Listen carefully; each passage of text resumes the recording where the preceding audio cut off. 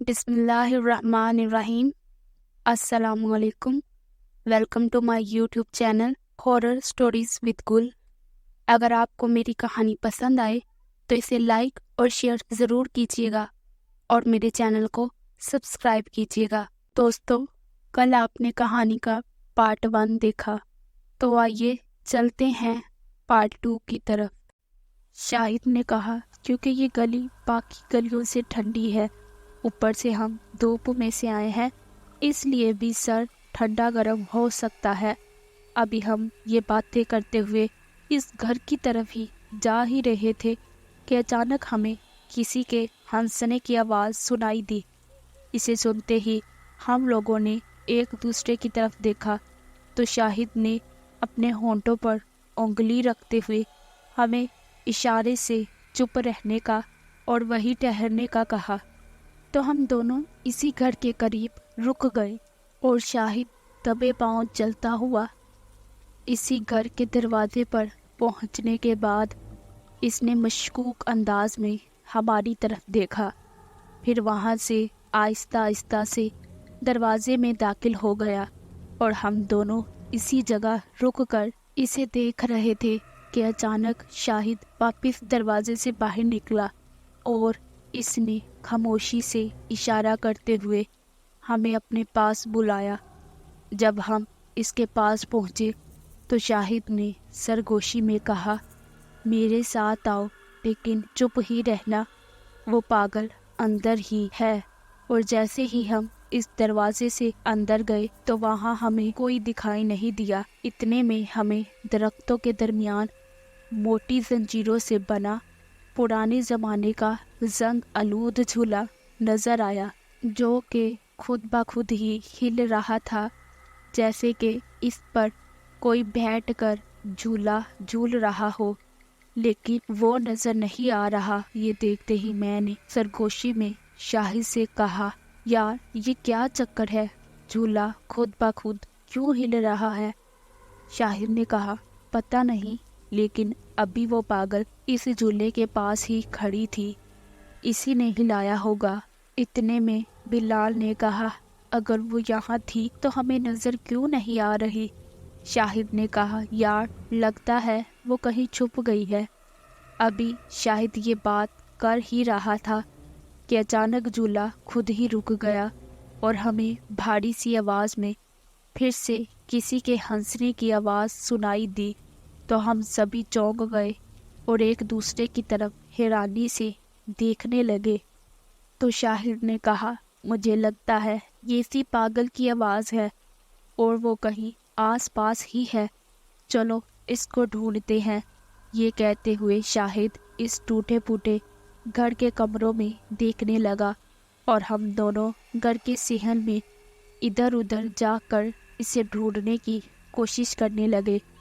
اتنے میں اچانک ہمیں کسی نے دور سے آواز دیتے ہوئے کہا، ارے تم لوگ وہاں کیا کر رہے ہو؟ یہ سنتے ہی ہم نے ادھر ادھر دیکھا تو ہمیں کوئی نظر نہیں آیا۔ اتنے میں پھر کسی نے اونچی آواز میں کہا، ارے ادھر دیکھو، اوپر، یہاں دیکھو۔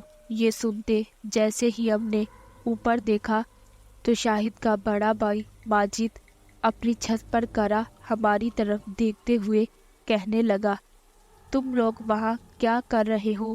جلدی سے واپس آؤ سارے۔ یہ سنتے ہی میں نے شاہد کو آواز دیتے ہوئے کہا، یار ماجد بھائی بلا رہے ہیں، چلو جلدی یہاں سے باہر نکلو۔ یہ کہتے ہوئے میں اور بلال وہاں سے باہر نکلنے لگے تو شاہد بھاگتا ہوا ہم سے پہلے باہر نکل گیا اور ہمیں بھی کہنے لگا، جلدی آ جاؤ ورنہ ماجد بھائی ابو کو بتا دیں گے۔ یہ سن کر ہم فوراً وہاں سے نکل کر واپس شاہد کی چھت پر چلے گئے تو ماجد بھائی نے ہماری طرف دیکھتے ہوئے کہا، ارے تم لوگ وہاں کیا لینے گئے تھے؟ کیا تمہیں پتہ نہیں وہاں بہت عجیب عجیب واقعات ہوتے ہیں؟ یہ سنتے ہی میں اور بلال حیرت انگیز نظروں سے ماجد بھائی کی طرف دیکھنے لگے تو اتنے میں شاہد نے ماجد کی طرف دیکھتے ہوئے کہا، بھائی آپ کیا ہمیں ڈرانے کی کوشش کر رہے ہیں؟ جبکہ ہم اکثر اس گلی میں ہی کرکٹ کھیلتے ہیں، ہمارے ساتھ تو کبھی کوئی عجیب واقعہ نہیں ہوا۔ شاہد کی یہ بات سن کر ماجد نے کہا، ارے تم بیچ میں نہ ہی بولو تو اچھا ہے۔ کیا ججی چچا کے ساتھ اس گلی میں ڈرامہ نہیں ہوا تھا جب انہیں وہاں کوئی ڈراؤنی سی عورت نظر آئی تھی؟ اور کیا اس نے انہیں دیوار سے نیچے دھکا نہیں دیا تھا جب ان کی ٹانگ ٹوٹ گئی تھی؟ یہ سن کر شاہد نے کہا، ارے بھائی وہ تو بہت پرانی بات ہے، اور ویسے بھی وہ رات میں وہاں گئے تھے، اس لیے وہ کسی چیز سے ڈر گئے تھے اور ان کا دیوار سے پاؤں پھسل گیا تھا۔ لیکن ہم تو دن میں وہاں جاتے ہیں، لیکن ہمیں تو آج تک اس پاگل لڑکی کے سوا اور کچھ بھی نظر نہیں آیا۔ ماجد نے اپنا ہاتھ اپنے ماتھے پر مارتے ہوئے کہا، ارے کتنی بار بتاؤ، وہ کوئی پاگل لڑکی نہیں ہے، بلکہ وہ بہت خطرناک چیز ہے۔ وہ ان کھنڈرات میں یہاں سے وہاں گھومتی رہتی ہے۔ شاہد نے کہا، تو بھائی پھر یہاں کے لوگ یہ کیوں کہتے ہیں کہ وہاں کوئی نہیں ہے؟ ماجد نے کہا، وہ اس لیے کہتے ہیں کہ ان کے مطابق وہاں واقعی میں کوئی نہیں رہتا، اور تم ہو کہ پاگل لڑکی کہہ کر انہیں بتاتے رہتے ہو۔ ذرا سوچو، جن لوگوں نے ججی چچا کی بات کا یقین نہیں کیا تھا، وہ تمہاری بات کا یقین کیسے کریں گے؟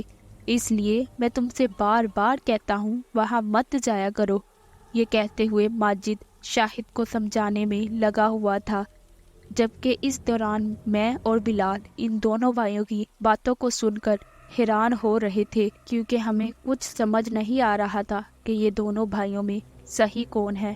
اتنے میں بلال نے ماجد سے پوچھا، بھائی کیا آپ ہمیں بتا سکتے ہیں آخر آپ کے چچا کے ساتھ کیا ہوا تھا؟ ماجد نے کہا، دراصل میرے ججی چچا رات میں نہر کے کنارے گول گپوں کا ٹھیلا لگایا کرتے تھے، اسی وجہ سے اکثر وہ رات کو دیر سے گھر آتے تھے۔ تو ایک رات وہ ڈھیلا لے کر واپس گھر آ رہے تھے کہ انہیں اس بند گلی کی دیوار پر ایک خوبصورت سی عورت بیٹھی ہوئی دکھائی دی جو کہ رو رہی تھی۔ تو میرے چچا نے اس عورت کی طرف دیکھتے ہوئے پوچھا، کیا ہوا بی بی، تم کون ہو اور رو کیوں رہی ہو؟ تو اس عورت نے چچا کی طرف دیکھتے ہوئے کہا، میں یہی پاس میں ہی رہتی ہوں، دراصل میرا بیٹا کہیں کھو گیا ہے، میں کب سے اسے ڈھونڈ رہی ہوں لیکن وہ مجھے ابھی تک نہیں ملا، اب میں اتنی رات میں اسے کہاں تلاش کروں؟ یہ کہتے ہوئے وہ عورت پھر سے رونے لگی۔ تو میرے چچا نے اس عورت سے پوچھا کہ تمہارا بیٹا کس جگہ پر کھویا تھا؟ تو اس عورت نے کہا، وہ کھلونے لینے کی ضد کر رہا تھا، میں نے اسے ڈانٹا تو وہ اس دیوار سے کود کر اس گلی میں گیا تھا، اس کے بعد وہ مجھے کہیں دکھائی نہیں دے رہا، میں بہت پریشان ہوں، اگر میں نے اسے تلاش نہیں کیا تو میرا شوہر مجھے گھر سے نکال دے گا، لیکن مجھے سمجھ نہیں آ رہا اسے کہاں تلاش کروں۔ ایک تو پہلے ہی یہ گلی بہت سنسان ہے، اور اوپر سے یہاں کسی گھر کی لائٹ بھی نہیں جل رہی۔ تو اس عورت کی یہ بات سن کر ججی چچا نے اس سے کہا، محترمہ آپ پریشان نہ ہو، میں اس کو ڈھونڈنے میں آپ کی مدد کرتا ہوں۔ یہ کہتے ہوئے چچا نے اپنے تھیلے سے لالٹین نکالی اور اس عورت کو لالٹین پکڑاتے ہوئے کہا، محترمہ آپ اسے پکڑ لیں اور چلیے میرے ساتھ، آپ کے بیٹے کو ڈھونڈتے ہیں۔ یہ کہتے ہوئے چچا اس عورت کے ساتھ اس کے بیٹے کو ڈھونڈنے لگے۔ ابھی کچھ ہی دیر گزری تھی کہ اچانک اس عورت نے چچا کو ایک گھر کی طرف اشارہ کرتے ہوئے کہا، مجھے لگتا ہے وہ اس گھر میں گیا ہوگا کیونکہ وہ اس طرف ہی بھاگا تھا۔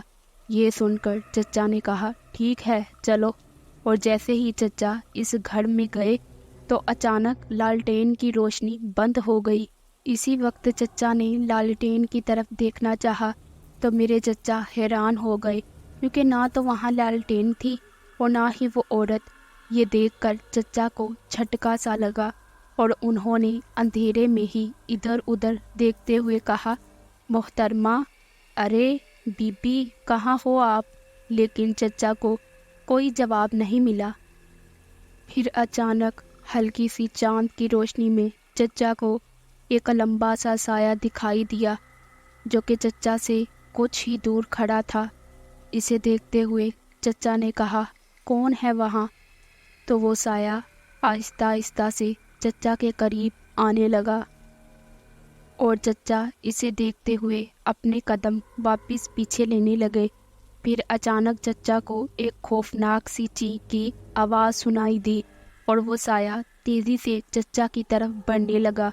तो चचा जल्दी से दौड़कर इस घर की दीवार पर चढ़े तो किसी ने चचा को पीछे से जोर का धक्का मारा और चचा बाहर गली में गिर गए और बहुत मुश्किल से एक पाँव से लंगड़ाते हुए वहाँ से भागकर बहुत ही मुश्किल से इस बंद गली की दीवार पर चढ़े और वहाँ से बाहर अपनी गली में आए और उन्होंने शोर मचा दिया।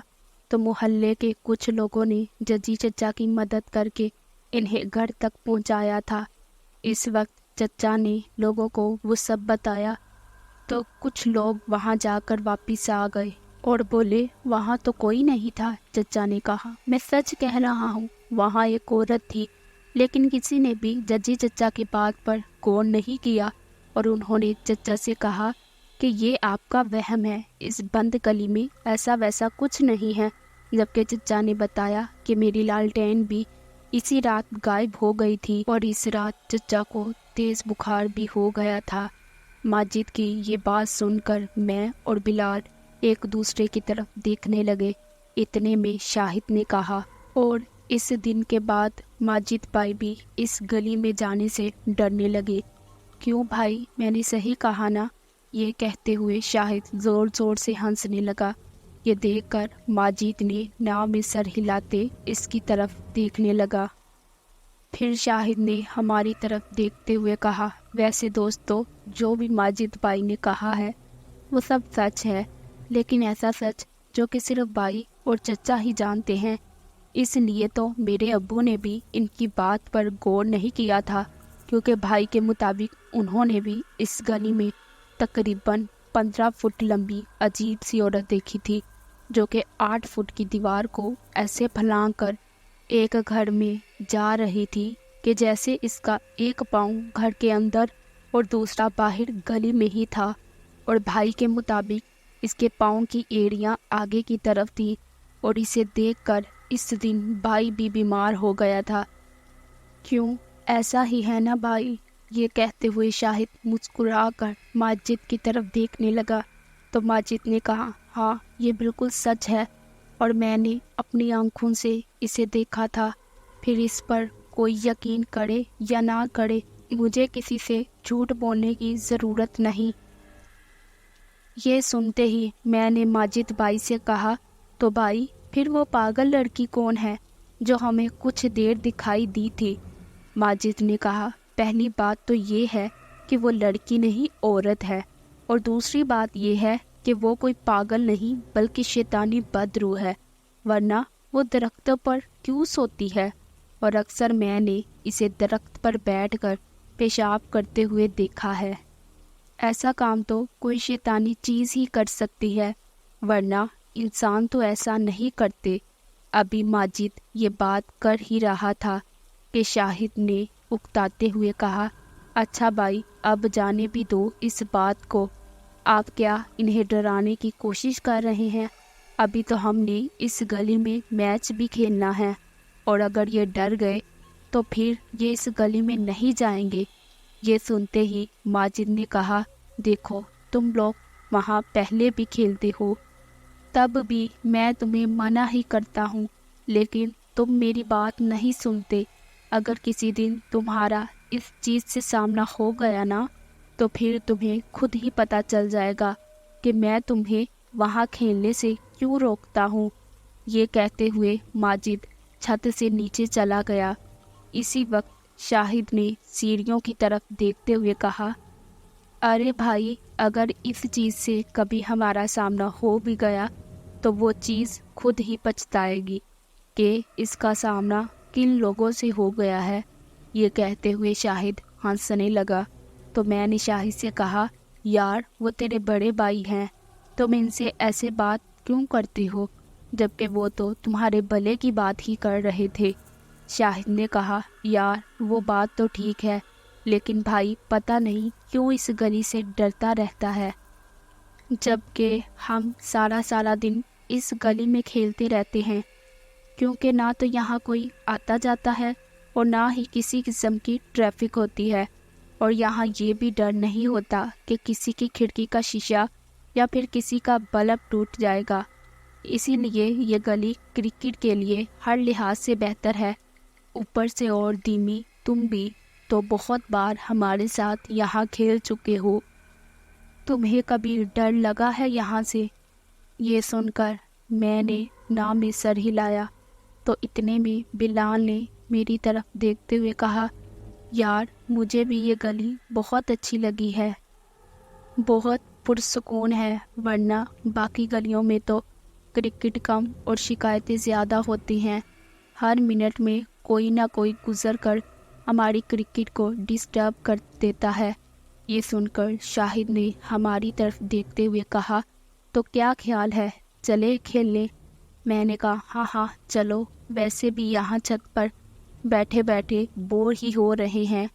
इसके बाद शाहिद ने अपने मोहल्ले से 3 और दोस्तों को बुला लिया, जो कि काफ़ी मुसखड़े से लग रहे थे और इनके नाम भी इनकी तरह ही थे। इनमें एक का नाम नोमी, दूसरा मिट्ठू और एक बॉबी था। वो तीनों भी हमारी तरह ही क्रिकेट के जुनूनी थे।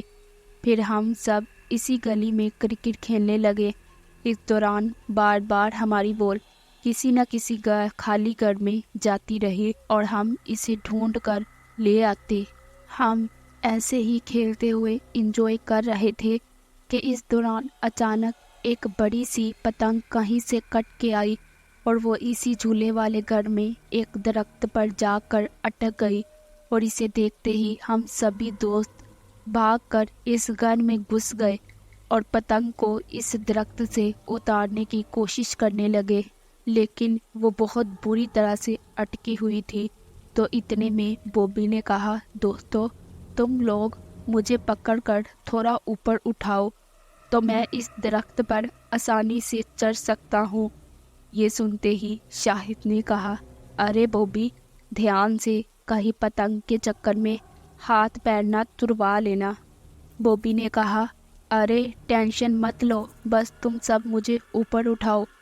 ये कहते हुए बॉबी दरख्त के तने के साथ खड़ा हो गया। तो हम सब ने इसे पकड़कर ऊपर की तरफ किया तो इसने दरख्त की एक टहनी को पकड़ लिया और इसकी मदद से वो दरख्त पर चढ़ गया। फिर आहिस्ता आहिस्ता से शाखों पर पाँव रखता हुआ पतंग की तरफ बढ़ने लगा। दोस्तों इस कहानी का पार्ट 3 देखने के लिए हमारे चैनल को सब्सक्राइब करें।